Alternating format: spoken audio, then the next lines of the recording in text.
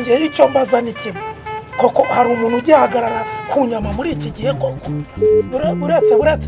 buretse nitaba umukiriya we kiriya biteze ariko taye aho kusoreza imyenda wibereye kuri telefone kweli ariko ni kuwa mbere nawe wagwamo Gwamo uracyari wose ibyo nakubwiraga wa muntu niko ye umuntu w'umugabo ku bukwe bwe akambara kositimu itukura biciye n'amaboko noneho none se uyisuza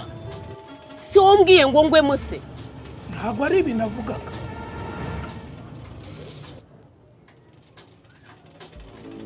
Gwamon kuwa mbere kanda akanyenyeri 345 akanyenyeri 2 urwego maze nawe ugwemo.